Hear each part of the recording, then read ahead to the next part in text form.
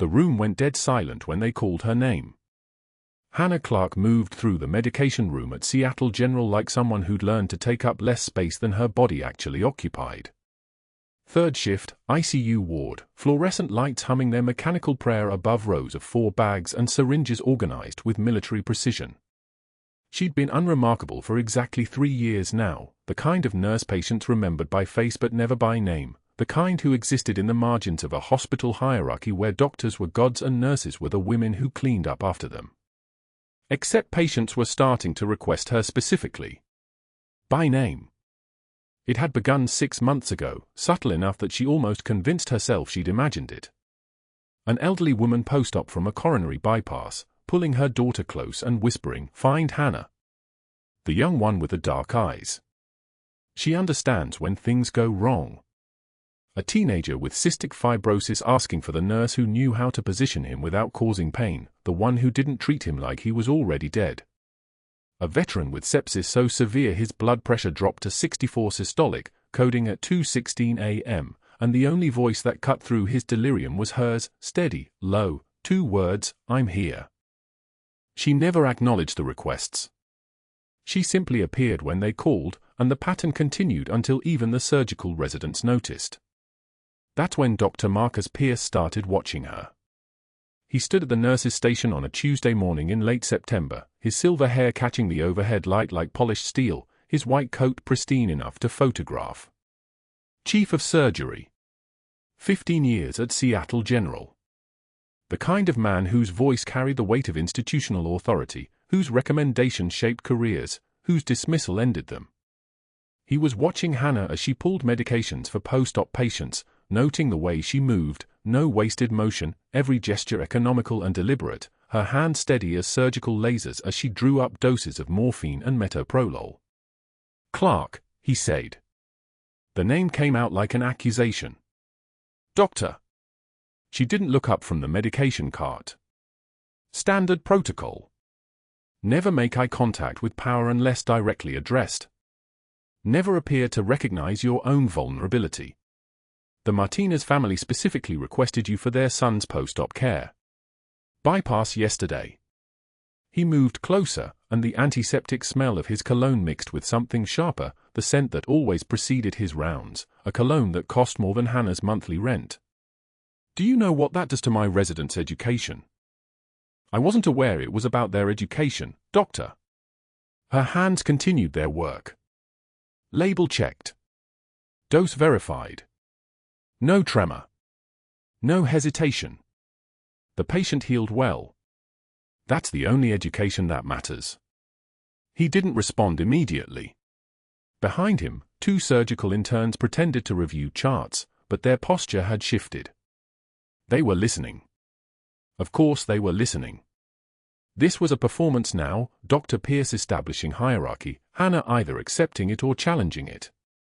She was choosing option 3, continuing her work as though the hierarchy didn't exist.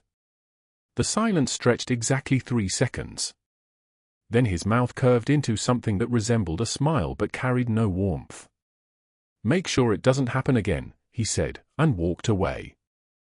Hannah stood motionless for a moment, her hand resting on the edge of the medication cart, feeling the cool edge of stainless steel against her palm. In the fluorescent light, her forearm was visible, the long scar that ran from her wrist toward her elbow, barely visible under foundation makeup she'd applied that morning. She pulled her sleeve down. Long sleeves. Always long sleeves. Even in the sweltering Texas heat of San Antonio, even when other nurses complained about the humidity making them stick to their scrubs, Hannah wore long sleeves that covered the map of her past written in scar tissue and surgical precision. Her locker, when she finally reached it during her break, smelled like the disinfectant they used on the unit, that particular industrial antiseptic that never quite masked the underlying smell of bodily fluids and fear. She opened the door to the small metal box, and there it was, exactly where she'd placed it 3 years ago, the flag. Folded into the precise military triangle, edges sharp enough to cut, the fabric worn soft from handling.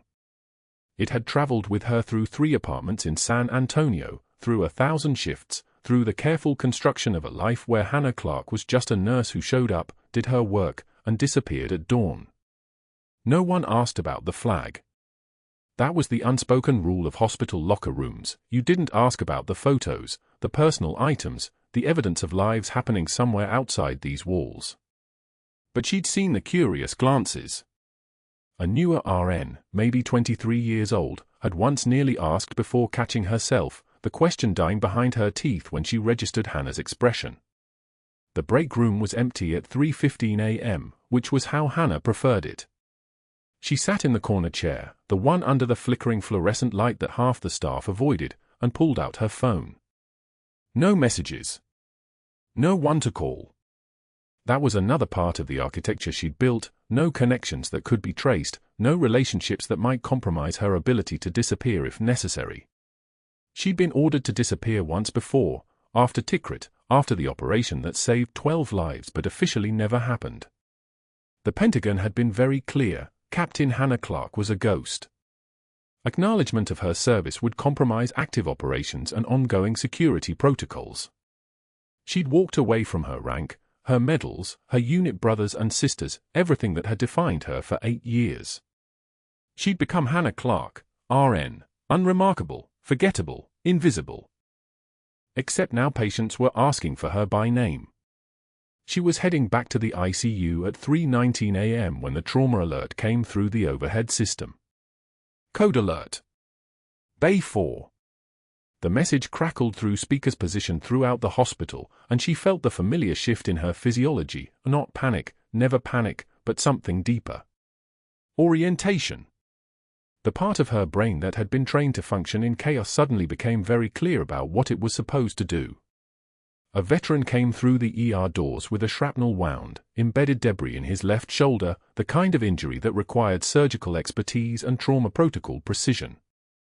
Hannah was assigned to post-op monitoring when they moved him to ICU after the procedure, and she spent the first 12 hours tracking his vitals with a kind of attention that made newer nurses nervous. O2 sat stable at 96. Heart rate steady at 78. No fever. No signs of infection. On the second morning, he was awake. His eyes were the color of worn denim, and they tracked her as she moved through the room, checking the fall line, monitoring the ventilator settings, adjusting the bear hugger blanket to maintain his core temperature. He was maybe 45, with the kind of weathered face that came from years spent in harsh sunlight. His left shoulder was bandaged, the dressing clean and holding. His right forearm was visible above the hospital blanket. "You're military," he said. His voice came out raspy, side effect of the endotracheal tube they'd removed that morning. "Aren't you?" "I'm your nurse," Hannah said. She was checking the heart monitor, noting the rhythm on the chart, her professional voice perfectly modulated. "How's your pain?" 5 out of 10. Shoulders just aching. He paused. "You moved like someone who knew what she was doing. In that emergency room. Didn't panic. That's military training." She didn't respond. Standard protocol. Never confirm personal details. Never open doors that should remain closed. "Where do you serve?" He wasn't letting it go. They rarely did, the ones who'd learned to recognize their own kind in civilian spaces. She looked at him directly then, meeting his eyes for exactly 2 seconds, long enough to acknowledge the question, short enough to shut it down. "That's not relevant to your care." But it was already too late, because he was moving his right arm, pulling the hospital blanket back slightly, revealing the tattoo on his forearm. Block letters, faded to the color of old ink that had been there for a decade or longer, Clarke. The room tilted slightly. Just for a moment. Just enough that Hannah had to place her hand on the edge of the bed rail to steady herself, and even then, she told herself it was professional protocol, never let your center of gravity shift in a hospital room with an unstable patient. "You're that Clarke," the veteran said. There was something in his voice now, something like recognition mixed with impossible confusion. "Tikrit, 2015. You were..." He stopped. His eyes narrowed. "No. That doesn't make sense. That was a guy. Big guy. First sergeant. Carried me 3 kilometers through the valley with rounds coming in the whole time. I need to check your medications now, Hannah said. Her voice was perfectly level. The tremor that had started in her left shoulder, the same shoulder that still held shrapnel that the surgeons had decided was safer to leave in place than extract, she locked it down through sheer will. Muscle memory. The kind of discipline you developed when your body had learned to compartmentalize pain as data rather than as something that required a response. She worked through the rest of his care without meeting his eyes again. Morphine 4 milligrams for. Antibiotic flush. Vitals check. She was thorough and efficient and completely unreachable, and when she left the room, she could feel his eyes tracking her all the way to the door. The afternoon shift began at 7. Hannah was supposed to be off, but she stayed longer than necessary, moving between patient rooms with her head down, her hands busy, her mind carefully constructing walls in the places where they'd started to crack. In the hallway outside Bay 4, she saw Dr. Pierce moving through his rounds, silver-haired and immaculate, his residents trailing behind him like children following their father. He glanced in her direction as she passed, and his eyes held something new. Calculation. Reassessment. He'd seen her stop when the patient called out her name. He'd seen the way her hand had steadied itself on the bed rail.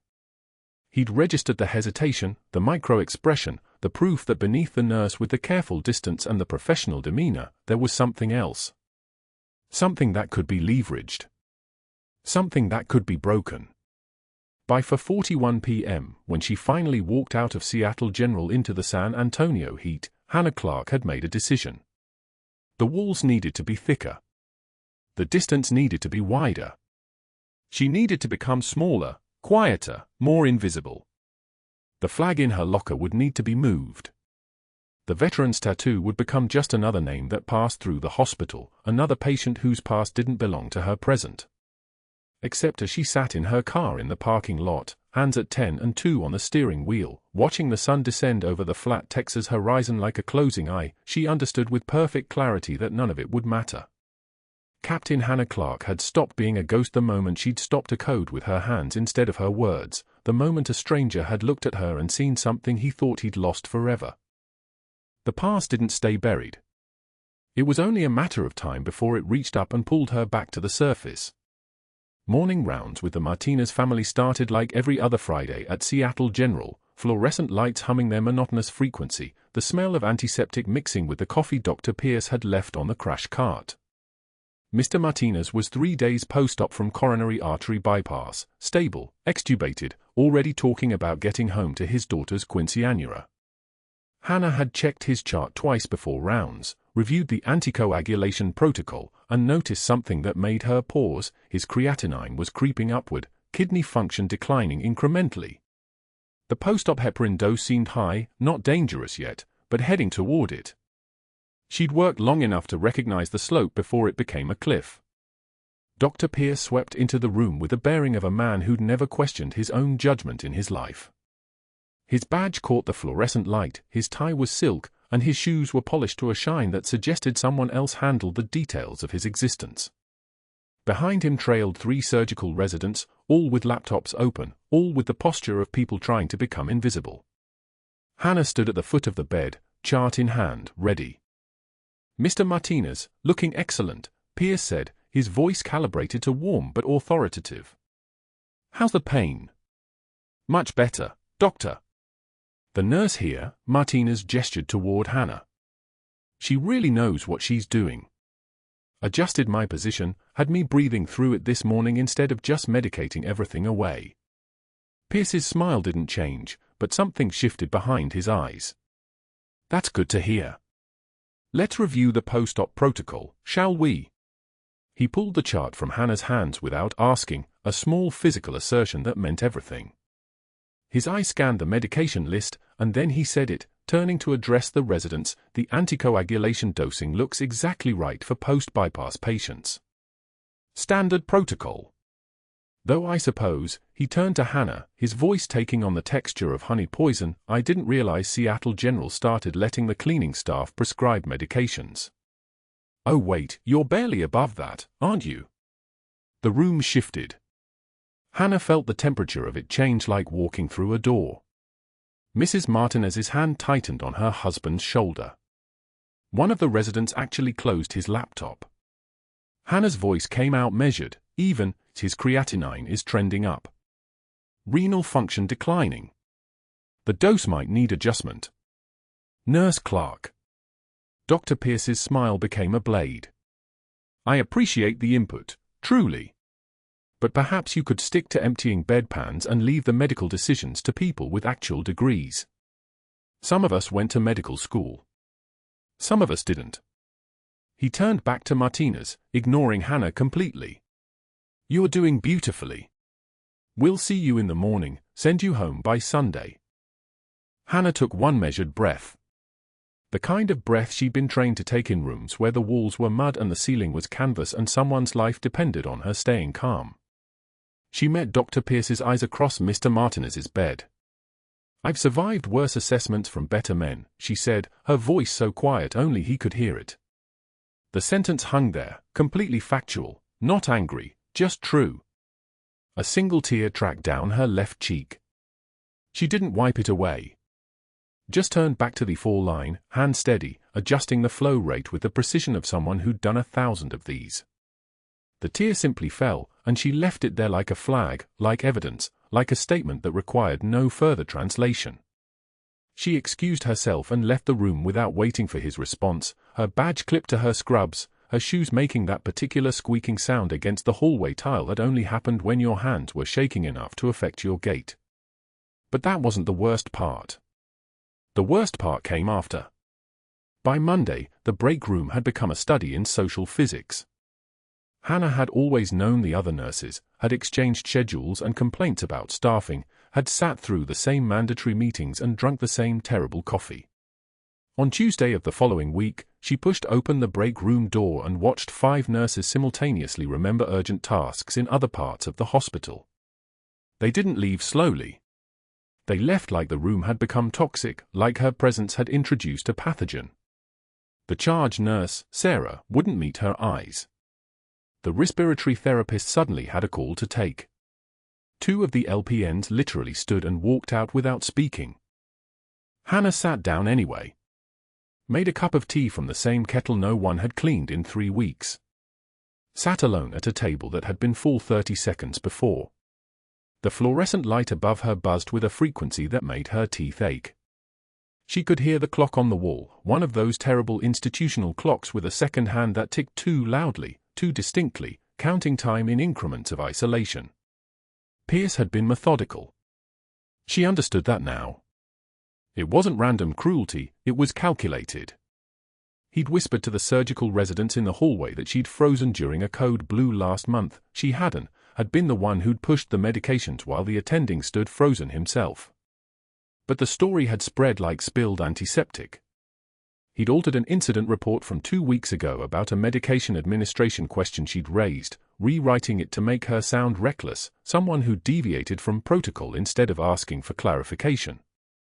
During morning conference yesterday, he'd made a comment about nurses who think they're doctors, said it while looking directly at her, made sure the entire staff heard it.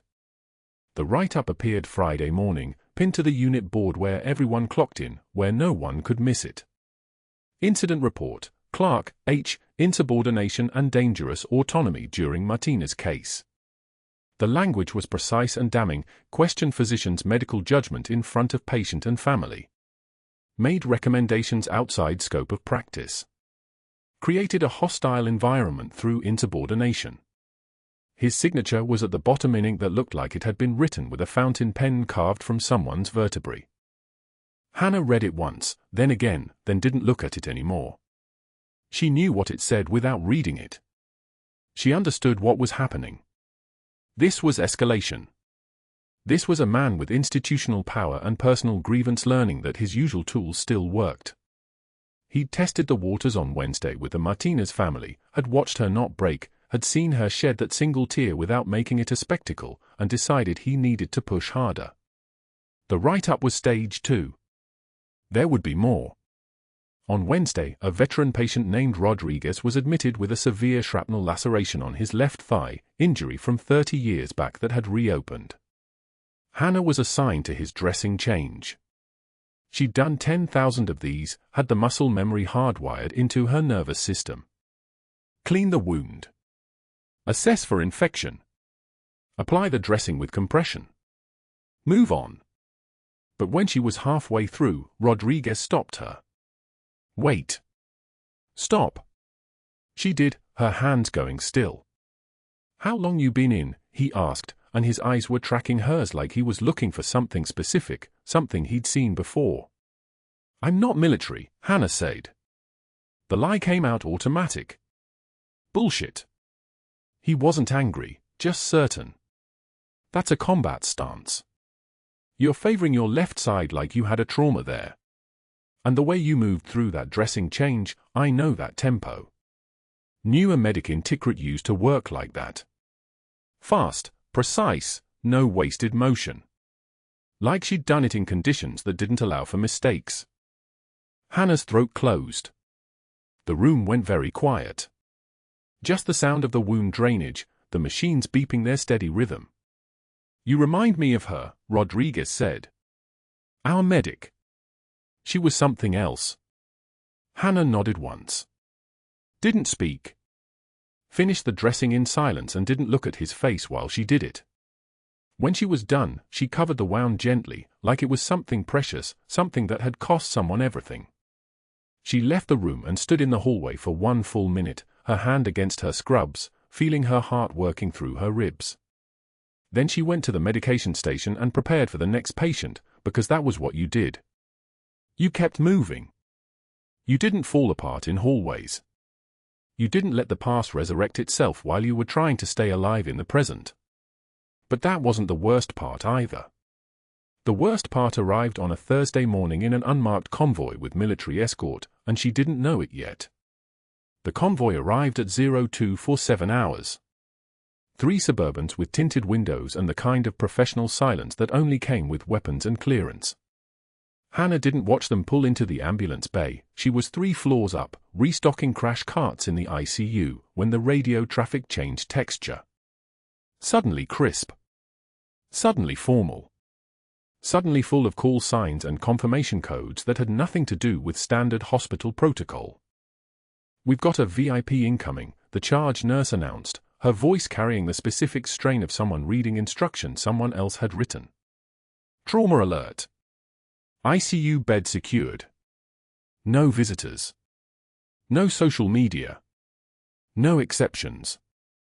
Hannah's hands kept moving, gauze packs, syringes, defibrillator pads, but her body had already started the calculation before her brain caught up.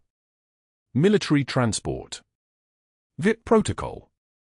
The kind of arrival that meant someone with authority was very suddenly very fragile, and fragility in powerful men made them dangerous. By 0301, the general was in Bay 7, surrounded by a medical team assembled by Dr. Pierce himself and 2 military officers who stood in the corner like statues carved from granite. The general was conscious but already breathing hard, his color the shade of wet cement, his eyes tracking everything with the hypervigilance of someone trained to read rooms the way soldiers read terrain. 63 years old, broad shoulders still militarily precise even on the stretcher, hands that looked accustomed to decision. Hannah hung the first bag of O-negative from the pole, movements economical, and tried not to be visible. The art of being a good nurse was the art of disappearing until you were needed. She'd perfected it over 3 years at Seattle General. She perfected it over longer in places that didn't exist on maps. Presentation? Dr. Pierce snapped, already reviewing the field report with the intensity of a man performing for an audience. His voice had that edge it always had around authority, sharper, crisper, harder.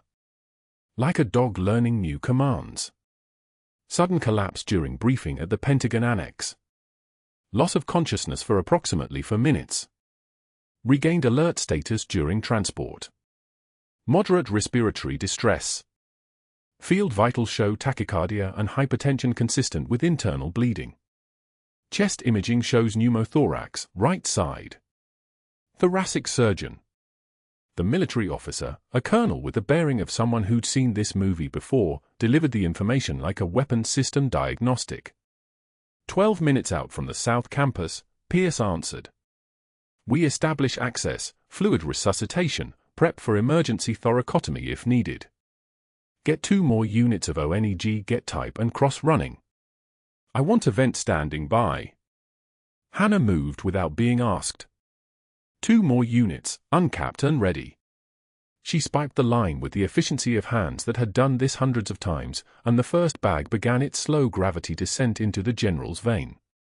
His eyes tracked her, not suspicion, just the reflex of a tactical mind cataloging every variable in the room. At 0312, something changed in the monitor's tone.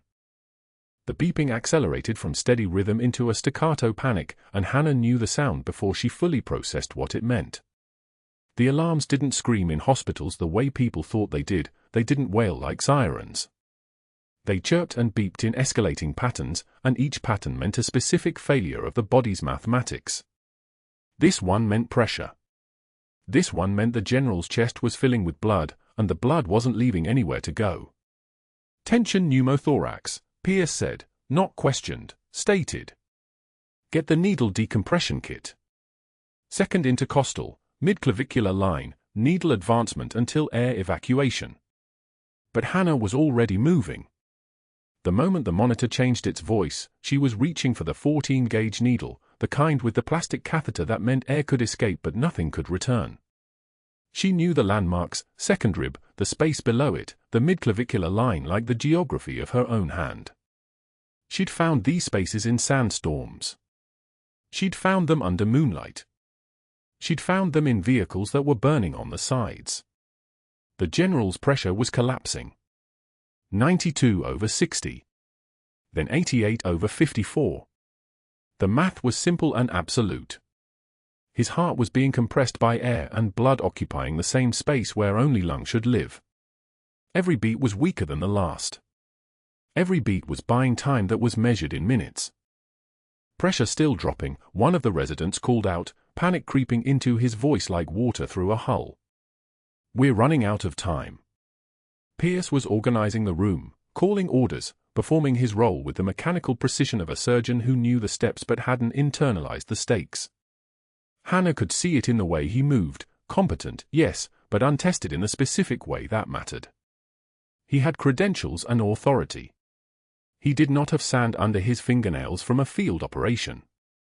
He did not know what 12 minutes meant when 12 minutes was the difference between bodies that lived and bodies that didn't. The general's pressure bottomed out at 76/38. His heart rate climbed to 156.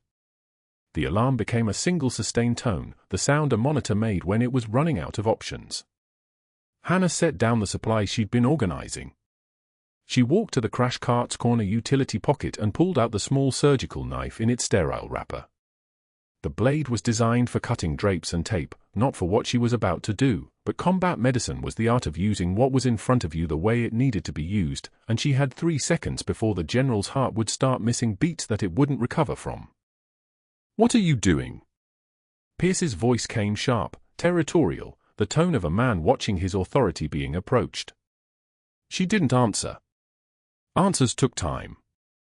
She prepped the site with 3 efficient swipes of betadine, second and third intercostal spaces, left side, anterior axillary line, the place where a human heart lived on the other side of 6 layers of anatomy that had to be crossed all at once. She felt for the rib below her first landmark. Found the space. Found the anatomy the way muscle memory found it. The knife went through skin like paper. Through muscle that resisted then yielded. Through the pleural membrane with the distinct resistance of a barrier being crossed. And then her hand was inside the general's thorax, and she could feel the blood, warm and slick, filling the space where lungs should be. The room went silent except for the ventilator's mechanical wheeze and the monitor beeping once, twice, stabilizing. She controlled the bleeding with her fingers, applying pressure to the intercostal vessels the way she'd learned when pressure was the only instrument available. She maintained cardiac output manually, using her hand to move blood back into the heart, to buy the oxygen his brain needed, to keep the math of his survival moving in the right direction. Colonel Morrison stood in the corner with his phone halfway to his ear, frozen in the posture of someone whose training had not prepared him for watching a nurse crack open a 4-star general's chest with a utility knife at 0314 in the morning.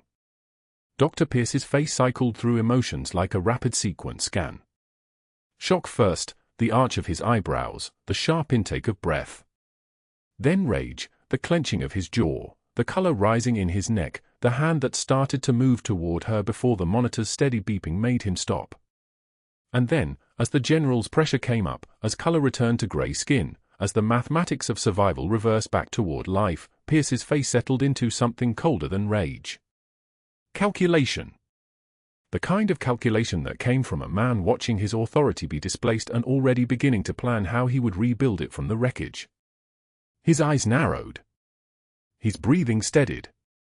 He was already organizing the paperwork in his head: unauthorized procedure, scope of practice violation, patient endangerment, the documentation trail that would transform a miracle into a crime. Hannah kept her hand inside the general's chest, maintaining pressure, maintaining the blood flow that his heart could no longer manage on its own. The thoracic surgeon arrived at 0323, 9 minutes earlier than expected, and found a 4-star general alive and stable in the hands of a woman whose composure looked like calm water above a current that could pull down ships. She extracted her hand from his thorax with the same economical precision she'd inserted it.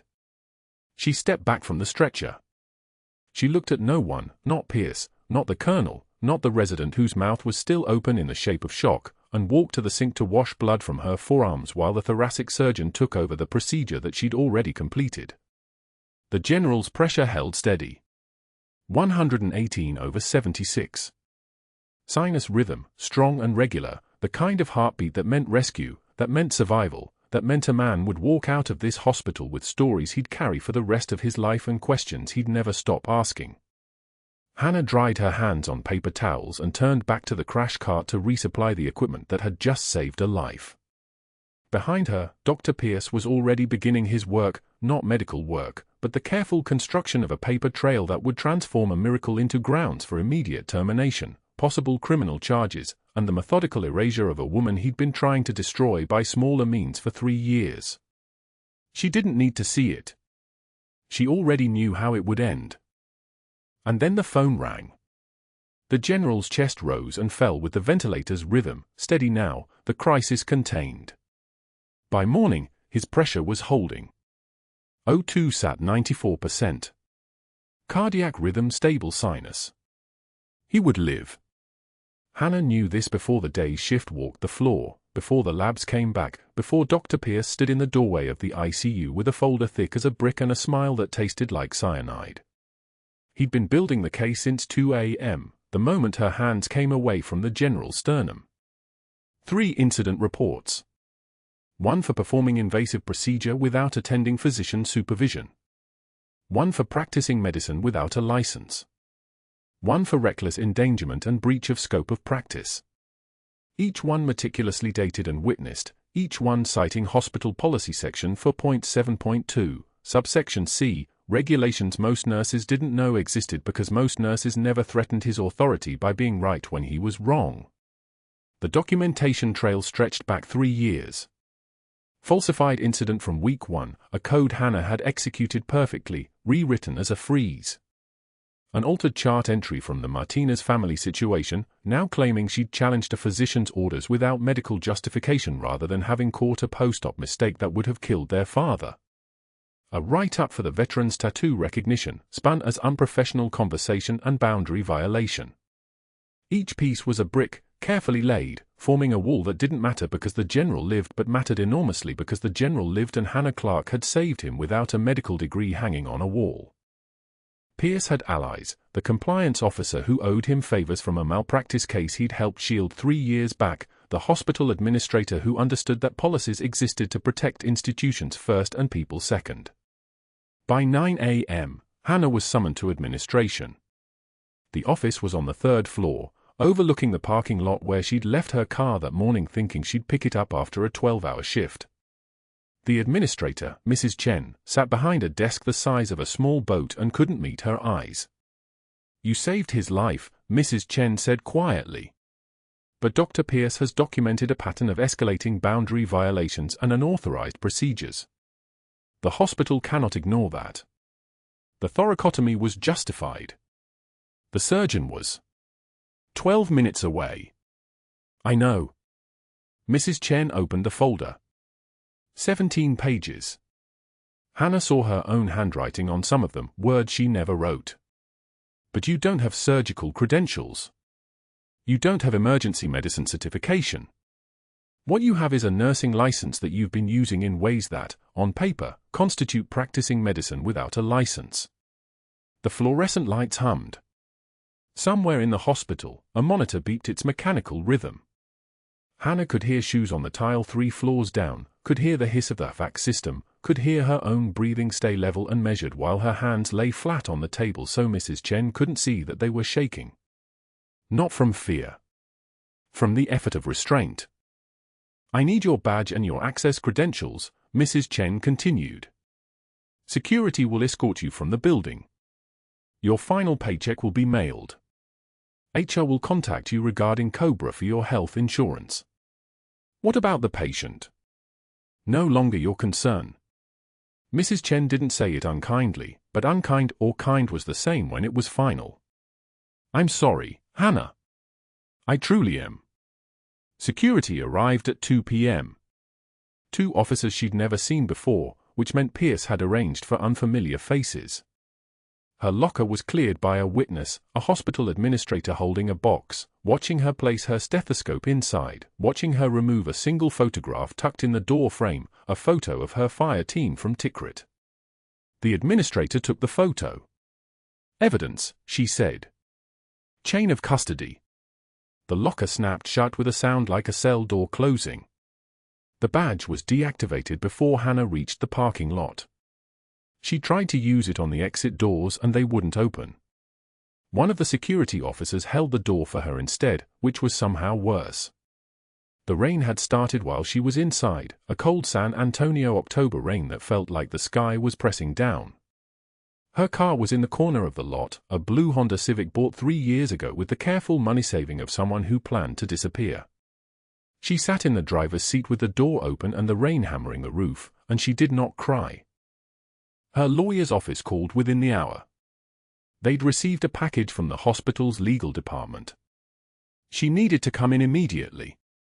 The drive to downtown took 40 minutes, and Hannah spent every minute of it listening to the rain and the windshield wipers and thinking about Tikrit, about the moment the mortar round impacted the clinic wall and everything went red and the commanding officer was on the ground with shrapnel in his spine and Hannah was the only one left who could move fast enough. The lawyer was a woman named Judith Marks, 50-something with silver hair and the face of someone who'd seen every way the system could destroy people. The folder on her desk contained 17 pages of allegations. Practicing medicine without a license. Reckless endangerment. Breach of professional scope. Patient endangerment. Documentation of a pattern stretching back 3 years, each incident carefully selected and reframed, each one useless individually but forming a wall of evidence that she'd been violating protocol repeatedly, systematically, dangerously. This is fabrication, Judith said, scanning the documents. This incident from 3 years ago, you didn't freeze during a code, you executed a perfect sequence and the patient survived. But there's a note here from Dr. Pierce claiming you were confused about the medication dosage. There's a signature from a nurse you never worked with on your shift. Can we fight it? Not in court, not with everything they've documented. Even if we prove the documents are false, they're filed with a hospital, they're dated, they're witnessed. The burden of proof would be on you. Judith pulled off her glasses. Hannah, this is a termination based on cause. With cause means no severance, no unemployment benefits, no reference.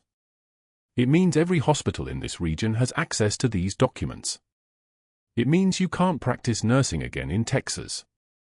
Possibly anywhere. Hannah sat very still. The rain continued against the windows. Downtown San Antonio spread out below them like a circuit board, lights flickering in the gathering dark. There's more, Judith said quietly. I made some calls to colleagues in federal law. The hospital's legal team filed a report with the Texas Medical Board and the Nursing Board. They're recommending investigation into whether you violated state law. There's a preliminary notice that they may file criminal charges. For saving someone's life. For performing emergency surgery without licensure, yes. The argument is that even in emergencies, scope of practice exists for a reason.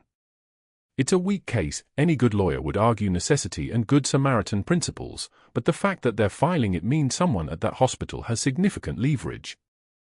Dr. Pierce. Of course. He'd gone to the boards himself, not waiting for the hospital, making sure the institutional action was preceded by criminal threat. Making sure Hannah's disappearance was complete before anyone could piece together what really happened. At 3 a.m., Hannah sat in a Denny's on I-37 heading north, about 60 miles outside San Antonio, in a booth with cracked vinyl seats and a coffee cup that had gone cold 40 minutes ago. The place was empty except for a trucker at the counter nursing black coffee and a waitress who'd stopped asking if Hannah wanted anything else. Through the window, the interstate stretched into darkness, a river of red taillights flowing north and white headlights flowing south, thousands of people going somewhere, going away from something, moving through the night on their own escapes. Her reflection stared back at her from the dark glass. The same face she'd carried for 3 years at Seattle General, 37 years old, with scars on her knuckles from field medicine and a jaw that didn't flinch anymore because flinching was a luxury she'd surrendered somewhere between Fallujah and Anbar province. She looked like a nurse. She looked invisible. She looked like someone who'd made the mistake of being competent in front of the wrong person. After Tikrit, they'd told her Captain Hannah Clarke was dead. The operation that saved 12 lives had never happened. The Marine she'd carried through a contested kill zone didn't exist, officially. The military had pulled her file, expunged her service record, and handed her a civilian identity and a non-disclosure agreement that made the word silence into law. They said if she ever surfaced, if she ever let anyone know who she really was, she would compromise the entire operation. Burn the unit. Burn the missions. Burn the men who were still in theater, still fighting, still needing the operation to remain classified. So she'd taken her discharge and buried herself in San Antonio and learned to be invisible. She'd taken a nursing license in a name that matched her discharge papers. She'd worked 12-hour shifts with patients who'd requested her specifically, who'd felt safe with her hands, not knowing those hands had held a field surgeon's knife and a teammate's organs while mortar fire walked across a rooftop. And now that was gone too. The apartment half-packed upstairs in an extended-stay motel 2 miles from here. Her bank account depleted by legal fees. A folder of falsified documents following her through the world. A teaching hospital that had decided she was a threat that needed to be erased, using the same methods the military had used: paperwork, classification, official denial. The coffee had a thin film of grease on top. She stared at it and didn't drink it. The fluorescent lights buzzed overhead like trapped insects. Outside, the night traffic hummed its endless rhythm. Somewhere out there, the general was waking up in a secure military hospital, tube still in his chest, breathing somebody else's oxygen, alive because of her hands. Somewhere out there, Dr. Pierce was sleeping in a house he'd paid for with the salary she'd helped earn, satisfied that he'd destroyed the threat to his authority. And Hannah Clarke, who'd been declared KIA in Tikrit to protect a mission no one could ever know about, who'd survived enemy fire and carry zones and the knowledge that 12 men were alive because she'd made the choices no one else could make, Hannah Clarke was leaving. Her phone had been off since the security escort. She turned it on in the parking lot of the motel, and there were 17 missed calls. The hospital. Her lawyer. A number she didn't recognize. The phone rang before she could set it down, that same unknown number, persistent, the kind of call that came in the middle of the night and changed everything. She almost didn't answer. Then she did. "Is this Captain Clarke?" A woman's voice, calm, official, the cadence of someone trained to deliver orders. "Who is this?" "Please hold for the Seattle General Administrator." There was a click, a pause, then Mrs. Chen's voice, and Mrs. Chen sounded terrified. Dr. Pierce backed through the doorway, his jaw working silently, and that's when the general's hand rose from the bed like a salute carved from trembling muscle. One arm, ribs still wrapped, skin still pale from blood loss, but his fingers extended in the kind of gesture that stops time. The room froze. Nurses mid-breath. The cardiac monitor the only sound, steady, alive, impossible. Pierce's face cycled through shock and rage before settling on something colder, something that looked like calculation rotting in real time. The Marine colonel who'd been sitting vigil by the window straightened. He moved toward the bedside with the kind of precision that comes from 30 years of standing witness to classified moments, and he pulled a citation from his jacket pocket with hand steady as a surgeon's. His voice carried the weight of official records, the kind that don't exist on any hospital database. For extraordinary heroism in Tikrit, Captain Hannah Clarke led a rescue operation under sustained fire, extracting 4 casualties across 300 meters of open ground with no air support and half her team already bleeding out. His eyes found Hannah across the room. The citation continues, single-handedly established a perimeter while 2 teammates administered field triage. Performed emergency thoracotomy on a 4-star officer using only a combat knife and the knowledge that stopping meant everyone died. Pierce's hand went to the door frame. His knuckles were white. Bronze Star. The colonel's voice didn't change, didn't rise. It just stated facts like they were etched in stone. Silver Star. 2 Purple Hearts. And a Navy Cross for actions above and beyond the call of duty. 14 years ago. Tikrit. You were a captain. This general was your commanding officer. The general's eyes locked on Hannah. Not the ICU nurse in blue scrubs. The Valkyrie who'd carried him through dust and gunfire and the kind of dark that swallows sound. His intubated face couldn't smile, but his eyes did. Recognition. Relief. The kind of look someone gets when a ghost steps out of shadow and becomes real again. Dr. Pierce's face went through something that wasn't anger anymore. It was the face of a man watching his entire world compress into a singularity of stupid decisions. The falsified records. The access attempts to military databases that he thought were just hospital files. The documentation trail he'd been so careful to construct, so methodical about building, every keystroke, every query, every attempt to dig into Hannah Clarke's non-existent service history. He'd been so thorough. That was the problem. That was the federal crime. Don't move. The voice came from the hallway, flat and authoritative in a way that made Pierce's shoulders stiffen. Special Agent Rodriguez and 2 federal investigators filled the doorway with the kind of presence that medical environments never quite accommodate. Their badges hung against dark suits like accusations. Dr. James Pierce, you're under arrest for unauthorized access to protected government systems, attempted access to classified military records, falsification of federal documents, and obstruction of a federal investigation. The handcuffs clicked open like the sound of something snapping shut forever. You have the right to remain silent. Pierce's attorney would later argue he didn't know about classified records. The FBI would show him transcripts from his searches. He knew exactly what he was hunting. Every query cross-referenced against military personnel databases. Every attempt to access files marked redacted and sealed. He'd been hunting a ghost, and the moment he found the fingerprints, he'd left his own all over the crime scene. The perp walk happened past the ICU. Past the break room where nurses had cleared out the moment Hannah walked in. Past the unit board where her termination write-up still hung like a confession. Colonel Morrison tore it down himself, tossed it in the recycling bin while hospital staff watched through glass walls. The veteran with the Clarke tattoo was interviewed by federal investigators. Pierce had pressured him to sign a statement about Hannah's erratic behavior. The veteran had refused. Refused so hard that he'd kept the handwritten note Pierce left in his locker. Your concerns about Staff Nurse Clarke's competence are important to document.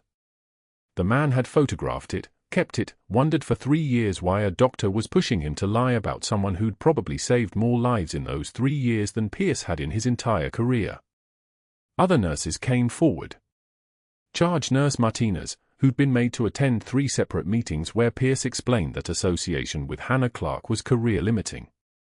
The night shift RN who'd refused to corroborate a story about Hannah freezing during a code, because it never happened. The surgical tech who'd watched Pierce rewrite incident reports with the kind of precision that belongs in a courtroom, not a hospital.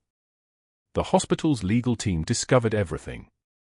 Altered timestamps. Falsified witness statements. The fabricated medication error. The manufactured unsafe practice. Every document Pierce had carefully constructed to build a case against Hannah was now evidence against him. Federal charges. State charges. Medical board investigation. His attorney tried to argue that he was simply concerned about patient safety, that he was following proper protocol, that he was just doing his job. The general was extubated by evening. His first words, laboured and raw, went to the hospital administrator. That woman is the reason 12 fathers came home from Tikrit. Whatever you need to make this right, you make it right. Federal charges proceeded. The FBI had surveillance of his computer access dating back 3 months. Every unauthorized query logged. Every attempt to breach classified systems documented. Obstruction. Fraud. Attempting to access protected military medical records to build a personal case against an employee, the kind of malice that federal prosecutors build careers prosecuting. 6 months later, the VA hospital auditorium in San Antonio was full.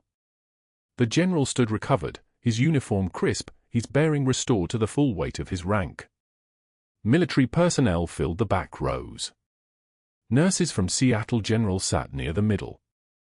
The veteran with Clarke tattooed across his forearm was in the front row, finally understanding who she was. Hannah Clarke stood in dress uniform for the first time in 14 years. Captain's bars restored to her shoulders like a weight she'd learned to carry in the desert. Ribbons bright against navy blue. The full parade dress of someone who'd earned every thread through blood and choice and the kind of sacrifice that doesn't make it into official records.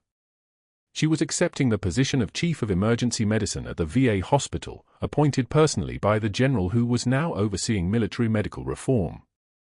His first directive, find the ones we lost. Bring them home. Let them heal. Hannah's office had a window overlooking the city. San Antonio spread beneath her like a map of every shift, every decision, every moment she'd chosen to save someone else's life instead of saving herself. On her desk, in a simple wooden frame, sat the folded flag from Tikrit. The flag she'd carried for 14 years. The flag from the teammate who'd made her promise before he died, keep saving lives, no matter what it costs. Somewhere in a community college basement across town, Dr. Pierce demonstrated CPR compressions on a plastic mannequin. His hands pushed down on silicone with the same precision he'd once used to destroy reputations. Medical license permanently revoked. Federal probation keeping him far from any hospital. Teaching board students who would never know he'd once wielded the power to end careers with a single falsified report. The mannequin had no heartbeat for him to restart. No life for him to rebuild. Just the hollow resistance of plastic and the sound of his voice, thin and mechanical, explaining rescue to people who'd never needed one. Colonel Morrison delivered the keynote at Hannah's appointment ceremony. His voice carried across the auditorium like a command. The bravest warriors don't always carry guns. Sometimes they carry stethoscopes. Sometimes they carry the weight of lives they refuse to abandon. Sometimes they carry it alone for 14 years because duty requires that they do. Today, we ask them to carry it together. The general, fully recovered, stood to present the command coin. His hand was steady as he handed her the brass circle, weathered and real. You cracked my chest twice, he said quietly, eyes level with hers. Once in Tikrit when I was a captain and you were a lieutenant. Once in San Antonio when I was a general and you were supposed to be a ghost. Both times you brought me back. Hannah accepted the coin with steady hands. No tremor. No tears. The ghost had a name again. The ghost was standing in front of 1,400 people in dress uniform, wearing the rank she'd earned, accepting the life she'd fought for. The Valkyrie had wings, and no one in that room doubted for a second that she knew exactly how to use them. The standing ovation lasted 3 minutes. Hannah looked toward the veteran with her call sign on his arm and nodded. Not a smile. A salute. The quiet acknowledgement of someone who understood that some battles are won in silence, some victories are earned with nobody watching, and some scars tell the truest stories. If you've ever been written off by someone who didn't know who you really were, subscribe for more stories about the quiet ones who end up changing everything. Like and comment if you've ever had to hide who you were to survive where you were.